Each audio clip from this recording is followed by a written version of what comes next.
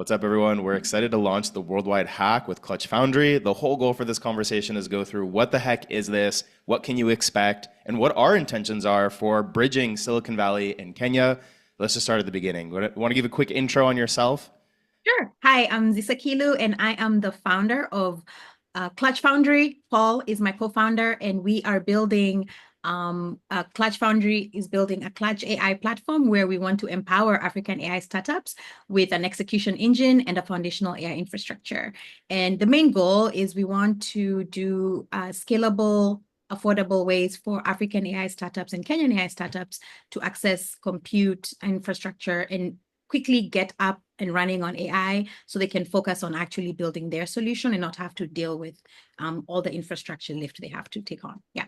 That's How awesome. about And I'm, you? I'm Michael, founder of Worldwide Studios. I've been running accelerator programs the last 10 years. And what most accelerator programs help startups take over markets.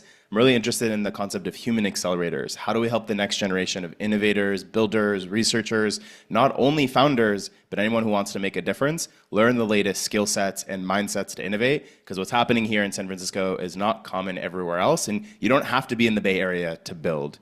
So before we jump into the Worldwide Hack, as you said, give us a little bit of a drip on your background. What's your background? How are you coming into as the founder of Clutch? Yeah, sure. So born and raised in Nairobi and didn't see my first computer until I was 19. I know that's shocking for people. To be where I am today after never having seen a computer, had no interest in it, didn't even know anything about it. But my first encounter with it, I was hooked. And so I came to the US. I've studied computer science, stayed in the space. I've been building digital transformations in I sit within the operation space. I really enjoy building tech for the real world. So I like to see how tech can improve operators' lives. And so I've worked in healthcare, I've worked in financial services, and today I'm working at Google Cloud where I optimize our server delivery. So think of it as I speed up the ability for machine learning servers to land in the data centers so you can get your cat video faster. So that's like a fancy way of saying it, or non-fancy way of saying it. Yeah, appreciate that. And I think most people, when they hear that you're working on data centers at Google, like you must be a pro at everything, software, hardware, operations. And I think one thing we connected with early on is that, especially in the foundation model space in AI, things are moving so quickly. This week we had 4.1 from OpenAI, O3 and O4 demos.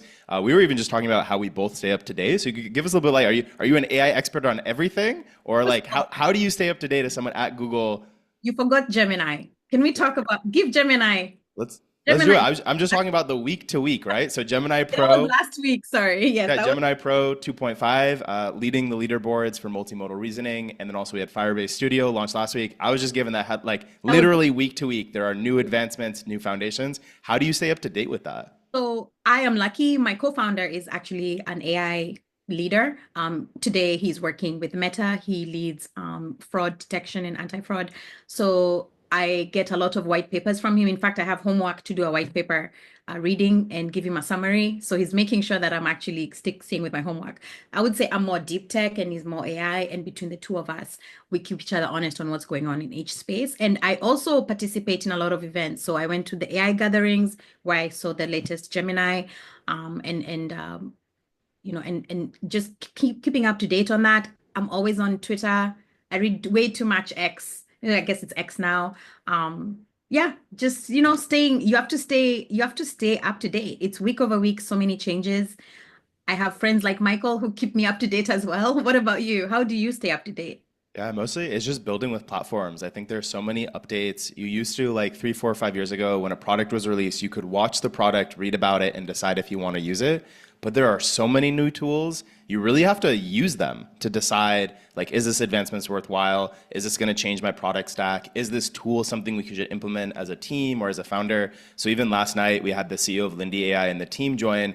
It's a no-code platform. It's one of the tools we're using in Worldwide Hack. And being able to build with it, the thing I didn't expect was more than 2/3 of the people in the room had never even heard of Lindy before. I just assumed it's like SF, like local, homegrown, like I just assume everyone on like a Friday or Saturday are just like vibe coding with the latest tools, but it's so new there's even barriers like we were talking afterwards. People are just afraid of making mistakes or afraid of trying new things. So in the age of like how quickly things are moving, because these foundation models are enabling a quicker application layer and these new tools that couldn't have existed before, no code, low code, or infrastructure builds. I think for me, the main thing is just I make sure every single week, am I spending time building and exploring just for the sake of exploring? What's the capability? Can I use this? Can we put this into a production level sprint in the next 2 to 4 weeks? And the building is what gets me really excited. Hence this collaboration. So it's interesting. I didn't know about Lindy AI until you told me about it. And then I went to look at it and it's actually well established, but somehow there's so many, the proliferation of tools. So it's hard to know what's what. But last night I did create my first agent. I did. Nice. Nice. What'd you build? What was the So with Clutch Foundry, we want to create tools to help startups.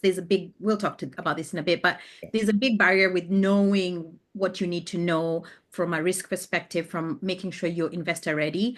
And at first, the first initial idea I had was let's guide them, and it was a human guidance. You tell us what you're doing, we look at your output, and then we tell you, hey, your customer acquisition is too high, for example. And then after speaking with you, I was like, why don't I just create an agent that actually walks them through this? So I was exploring that area to take some of my SOPs of how we were going to actually work with the users and the startups. And I just threw that in, and I was like, hey, help me create an agent. And That's I'm up awesome. and running. So That's awesome. That's awesome. And we'll talk more about resources and different things. Let's take a step back. We're here to talk about Worldwide Hack. It's a multi-week long innovation program, essentially run by Clutch, collaborated with Worldwide Studios, and the whole goal is just to build. This isn't a lecture series. This isn't your like happy hour style conference. This is a chance to build. And so when you think about setting up for the Worldwide Hack, like, just tell us your intentions. Why is this something that Clutch is really interested in bringing down to everyone who wants to build in Nairobi, Kenya? So I think I have to give some context of how we even got to know each other. I came to one of your AI health hardware showcases, and this was as an output from one of the hackathons that had happened before. And I realized like it's an actual like tangible way to quickly spin up products. And so after we discussed later, I realized I've been working with Kenyan startups for 5 years now. There is not a lot of places where you can go get quick knowledge on the latest technologies, and also someone guiding you, kind of holding your hand and saying, this is a safe space, come play with these tools, kind of like a sandbox, a safe sandbox. So my vision and what we are going to accomplish with this Worldwide Hackathon is to get the bridge down of Silicon Valley's latest innovations, Silicon Valley's latest ideas of where innovation is going to go next, and help guide us. Because typically, unfortunately, Africa is usually left behind and we're like very late adopters. We don't want to be late adopters. We just find ourselves in that position. And so I find myself very responsible for being the bridge, because I'm here, I'm seeing these things. And if they're not being talked about in Kenya, but we expect to catch up, how are we going to do that? So this is our way of saying, let's use a Worldwide Hack as an opportunity to bring the latest, greatest tools into Clutch Foundry, have people on the ground there, and have you and your team help guide us through working with these tools. So that's the big vision. And it's, of course, not just healthcare. We're starting with healthcare, but we want to broaden into financial services. We want to do climate. We want to do maybe even agriculture as our next hackathon. So it's like really, I would say domain agnostic. It's more of here are the latest tools and how you can quickly spin up solutions. And I think to demystify that a little bit, because we tell people get into AI, what does it mean to get into AI? So now at least after this hack, some people can actually tangibly say, I know what it means to get into AI. Appreciate you sharing the intention and vision, because I think that helps people understand, like, is this for me? Is this not for me? And it's a very big ambition, which I love just being able to collaborate on, with thinking about like how in a couple weeks can you build something that's foundation for a totally new approach to very traditional conventional services like healthcare, where we need new tools that make things cheaper, faster, more accessible. And so I think the main mindset that I have when setting up something like the Worldwide Hack is it's very common for athletes to have like a training schedule, right? It's not weird to train every day, work with a coach, and then on the weekends go to competitions. And if you're a marathon runner, Kenyon has some of the world's best marathon facilities. It's not weird to have like a timer. How fast are you running? Hey, your strength isn't there yet. Your endurance isn't there. Let's increase that. But as a builder or when working, especially things that have like very buzzwordy, hypey, like the downside of Silicon Valley is we create all these hype cycles. And so you have the hype cycle of AI. What does it actually mean to build with that? And how do you clock in? How do you clock in for a day, for a week, and for a multiple series week? So I think from my side, whenever people are like, what is this? Is this like for hackathons, most people think of colleges. And when you're in college, you're trying out an API for the first time. It's like, no, it's like, treat this as like an athletic pursuit. Like you're training the mindsets, the skill sets, the abilities to be able to solve new problems solo and in a team. And it's not just about the once a week touch point leading up to the hack. It's also everything you do in between. Are you spending some time playing with new tools? Are you having follow-ups with different people that you met that you wouldn't have met otherwise if you didn't go to Clutch?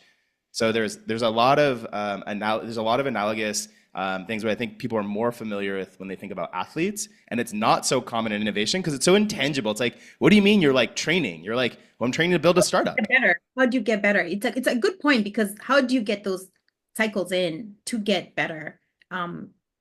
So totally. And I also think too, when I first had Hackathon, I thought super technical because that's what we've had before. But I like the idea here is you have and that's how we build in enterprise. I don't build without users, without operators, without business people. So bringing in that like real world way of actually building is important too. So I think, yeah, I think we're on the right track. I think we're on the right track. And I'll say this, Clutch Foundry team, I don't have technical, like I would say in our team of about 8 to 10 people, we have 3 engineers. The 9 engineers are all now on, and everybody's thinking of how they can start building in AI. So I would say that's a win already. We've already converted, I don't know how many people. So a win is a win. So it's on the way. Yeah. Yeah, and I think just to wrap up this section on the Worldwide Hack before we jump into opportunities for builders in Kenya, just giving people like a walkthrough of what the events are and why they're there. So we did a kickoff, which was just a baseline. Come meet different people and build. Very unstructured, because as an innovator, there's no one telling you what to do. So you've got to figure out, okay, how do I approach the next couple hours to get to someplace meaningful? Then we've got a happy hour at Clutch where you're able to meet different people, talk through ideas, build the connections. And then from there, we've got some of the training sessions. So we've got introduction to no-code, low-code tools, introduction to the latest across biomedical use cases, all to then seed a 24-hour hack where it's, hey, in 2025, you only need a couple hours to build a proof of concept. So when you're given a full weekend with people from diverse backgrounds, people who have real problems, and people who have the motivation and the ideas to figure out how to solve these problems differently, you can create entire startup teams or entire product lines in the span of a weekend, which will also end with a showcase just so the larger community can see what that looks like too. And so that's a little bit of a drip of how each session is set up. And when we talked about different topics, the reason this isn't just like the worldwide AI hack is AI by itself doesn't really mean anything. It's just a tool. And you think about emerging technologies and these new tools, the real question is, well, what problems are they actually able to solve? And I think this is an open question that everyone's trying to answer. In the Valley, we love pushing technical innovation just to see what technology can do. And we have like in the last 6 months, a year, 2 years, is this list of amazing accomplishments. And even to this day, people are like, what's the so what here? Like talking to people across different states and different countries, people are like, oh, ChatGPT, the thing that helps me make my email. Or Google Gemini, it's the thing I see in my Gmail inbox. And it's like, that's one place you can interact with it, but it's also this compression of intelligence on the internet that can help you do research tasks, it can help you code, it can do data analysis.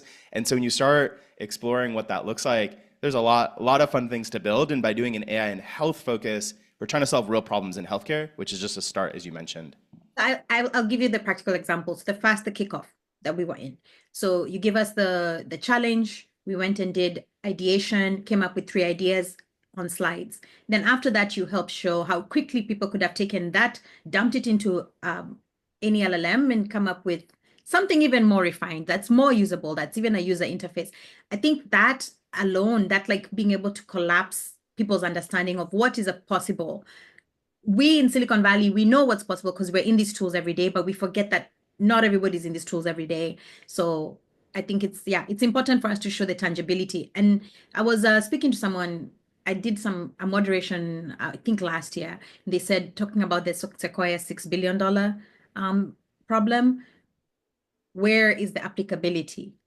And I think Africa is actually the best place to do that because we are pretty frontier. We don't have a lot of, we'll do the leapfrogging, but it gives us the opportunity to really try and see how AI can solve real world problems in Africa. And I'm really excited about that. Yeah, and I think I just want to double click on that insight you're sharing. When you think about going from idea to prototype, you don't need a development team. You don't need 3 weeks and like 10,000, 20,000, $100,000. Being able to use new tools like last week, Firebase Studio dropped. You could use Firebase Studio. You could use Bolt. You can use Lovable. You have these different tools that are baked in to help you go from a natural language prompt where you just type in an idea all the way through first full working prototype. And that prototype is something now that when you work with a team in a half hour, an hour, or even if you're on a sales call with a customer, you don't need a Figma mockup in your background. You can actually take what they say in the last 5 minutes, be like, hey, can I just like workshop something with you and make it with them?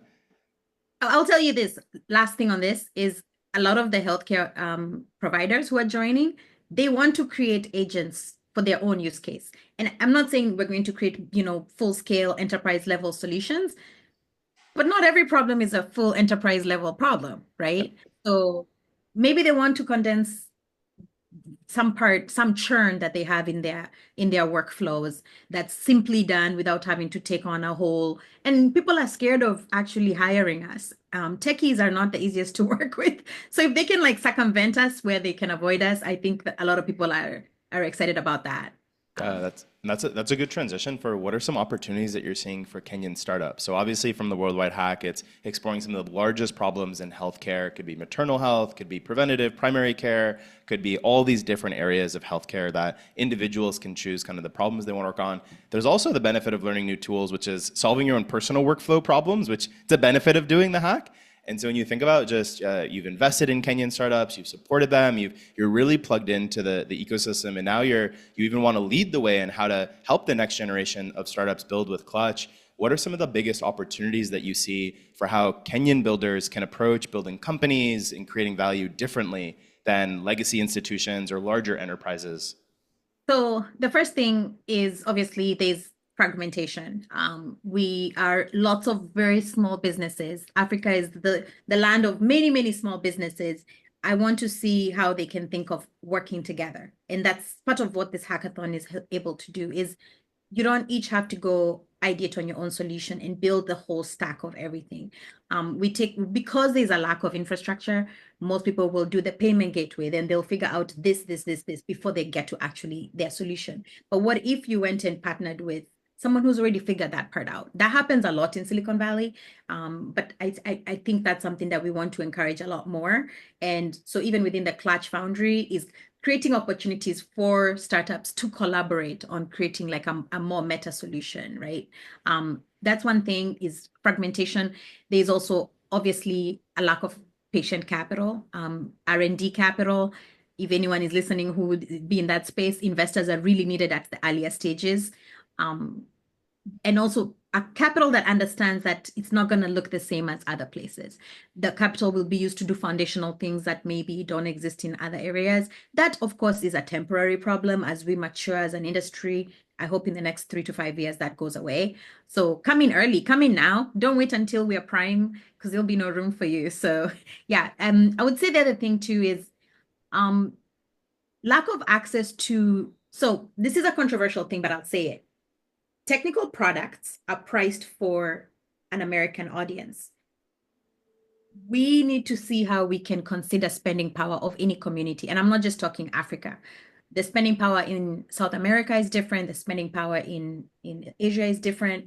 So it becomes a barrier to actual adoption. And that's part of why we want to build Clutch AI is to create affordability because there's a barrier to access. If I was to take all the LLMs or all the models out there and subscribe to them, it's expensive for me as an American.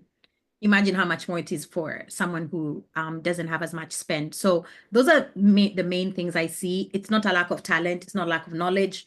We're very overeducated because what ends up happening is you don't have a job, you can't get a job, you go back to school. So we have very, very, very highly educated people but we don't have somewhere for that education to move into an enterprise and into making, you know, like being meaningful contributors to society. So we hope that Clutch can give that background and backdrop so that we have more of these people being able to use their talent and spin up startups much faster than they could in the past. Yeah. Yeah, when the last point you mentioned in terms of the accessibility because of cost or cost per use, I actually think it's such a big opportunity just for any startup when you start thinking about how to make cost as accessible as possible, where it starts really opening up who can use it and then also where you can deploy it. And I actually think in healthcare right now, we have a reverse innovation cycle. And what I mean by that is traditionally the assumption in innovation is you need the most invested in R&D environments with multi-million-dollar labs, really robust ecosystems, and that's where the innovation happens.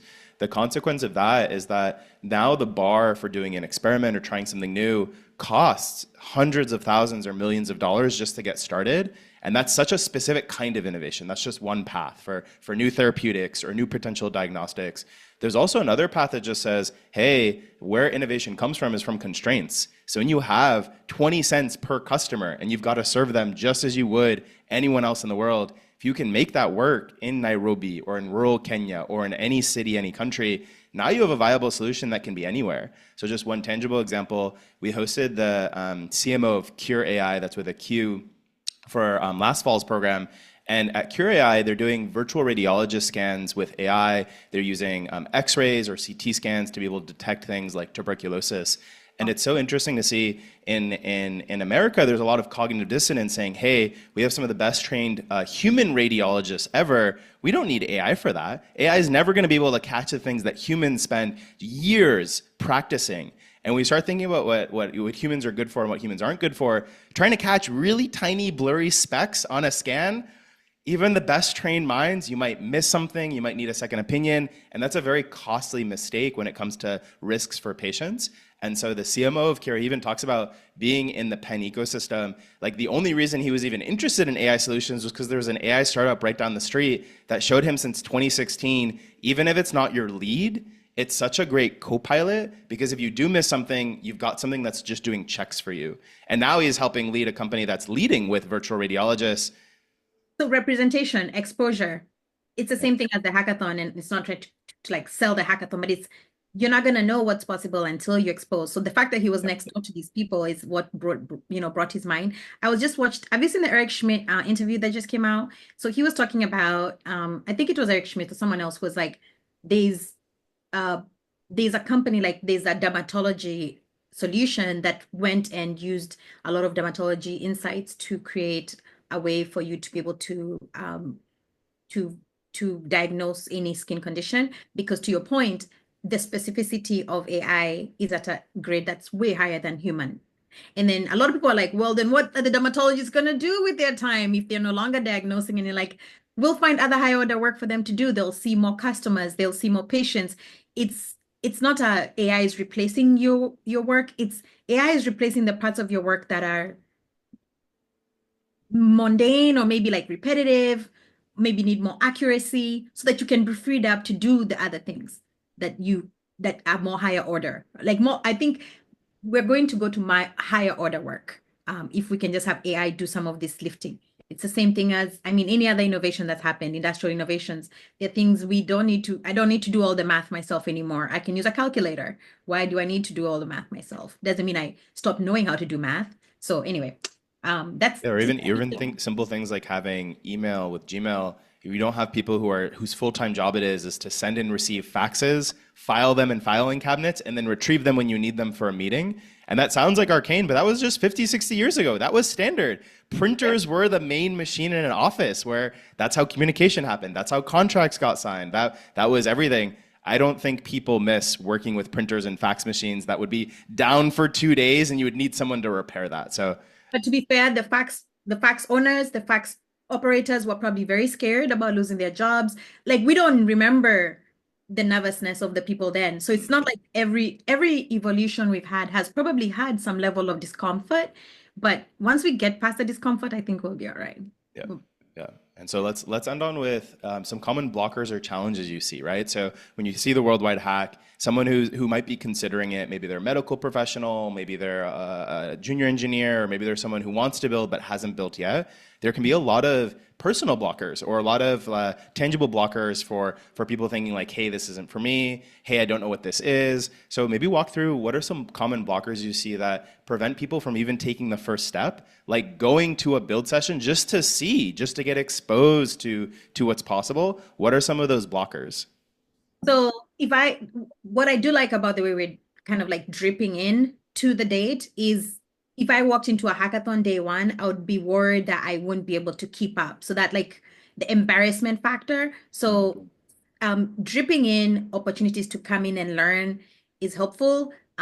Also giving, I know one of the things I'm really appreciative that you do is you do very good documentation. So giving them the SOP on Lindy, giving them the SOP on Firebase, giving them the SOP on Vertex, like just upfront early and then saying, don't worry, when you come to the hackathon, we're not going to just leave you to work on Lindy on your own. So it's companionship as you build. It's the material that you create beforehand.